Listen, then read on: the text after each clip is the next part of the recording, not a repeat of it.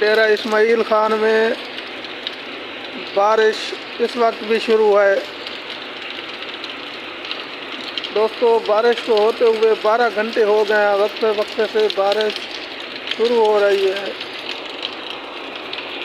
अब भी शुरू है। अल्लाह ताला रहमत की बारिश अता करे और अल्लाह ताला हर अज़ाब से बचाए। ये 12 घंटे से जो है ना बारिश जारी है। ये देख रहे हैं दोस्तों आप।